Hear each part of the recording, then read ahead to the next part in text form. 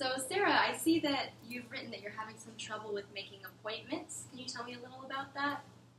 Oh, no, I don't have any trouble with that. No trouble with making appointments? Well, for the past 6 months, I've been home with her since the accident. And so I've been handling all of the appointments, PT, OT, speech, the doctors. I'm going back to work now full time. And so she's really going to have to take a little bit more responsibility as far as keeping track of appointments and staying on top of things on her own. Yeah. It's called doctor myself. Yeah. Oh, man. So you kind of agree with that, too? Yeah. So maybe that's something we can look at a little closer. Yeah. You also wrote you're having some issues with personal care, like forgetting to take breaks. What kind of breaks are you wanting to take? Oh, yeah. So my doctor says that it's really bad for me if I try to focus too long on one thing. And sometimes I just keep going and going, and I don't even realize that I've been working on something that long. Yeah, the doctor really wanted her to try to take a break maybe every hour if she was working on schoolwork. But what tends to happen is after an hour, she feels like she maybe doesn't need a break. She'll keep on working, and then after maybe an hour and a half or 2 hours, she feels so overwhelmed and kind of exhausted that she then takes a really long break and has a really hard time then getting back to the task she was doing. Yeah, I do that all the time. I'll just sit on the TV, in front of the TV. Okay, After so a long we need day. to find a way to have some more consistent breaks during the day. Yes. I want to start yoga. I think that'd be really awesome. Yoga, okay. So Yeah. maybe that could be a cool way we could include that. Yeah. All right, and I also see that you wrote you're having some trouble with forgetting to complete tasks. Mm-hmm. So are you starting the tasks and then just forgetting to complete them, or are you having more trouble starting them to begin with, or what are you experiencing? Yeah, so, I mean, it's happened to me before where I've been taking an online quiz, and it's timed, and then all of a sudden my friend will text me, and I'll completely forget about my timed quiz, and that's really bad. I shouldn't be doing that. Yeah. So online quizzes, are you in school? I just started. Mm-hmm. Okay. They're online classes. Online classes. Mhm. Full-time? No, only 2 classes. Yeah, 2 classes for now. Try to get back in the swing of things. There's also other things she'll have to remember. Me and my husband will be at work now all day, which is something a little bit different than what she's been used to because I've been around all the time.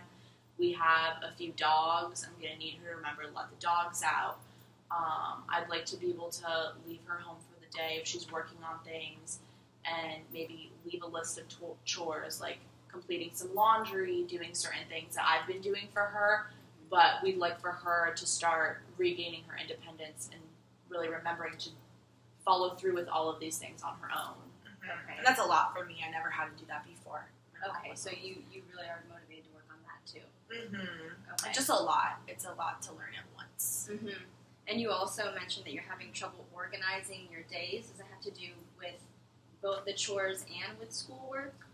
Yeah, all of it. My mom used to wake me up every morning. She used to make me breakfast. So sometimes I don't set an alarm. I just lay in bed all day and I don't get up, or I try to do my schoolwork in bed and I end up falling asleep again. Sometimes I don't even eat meals. I'll just be doing other things. Okay. So we need to find a way to have a set schedule for every day. Yeah, I think she really benefits from a set routine. This is happening at this time, this is what time we wake up, do breakfast, this, that, the other. I've been there to kind of be the person who sets that schedule and helps her and keep everything really consistent. That's when she seems to do the best. But I'll be going back to work now, and so we really need to find a way for her to be able to keep that consistent schedule on her own. So is there anything that you've tried using to help you organize your days or stay on task? Any tools or strategies? Sometimes I'll make notes of things I want to do for the day, but I kind of forget to look at them a lot, and it's hard for me to really plan things that are happening more than just for that day, like assignments for next week. Okay. What about before you had your accident? Was there anything you used to use to keep up with schoolwork or anything like that? I used to be really smart, and I used to remember everything. It used to not be a big deal, and now it's really, really hard for me. I used to sometimes put things on my phone, but that was only for really important dates, like a test. Okay, so you didn't really use a written planner. You use the calendar on your phone more often? Yeah. Okay, but you're finding that you're having trouble with that now. Yeah, I haven't really tried because my mom's helped me a lot. Okay. Do you also use your phone, the calendar on your phone? I don't use my phone. I've tried to, but I really just keep kind of like a planner and I write everything down.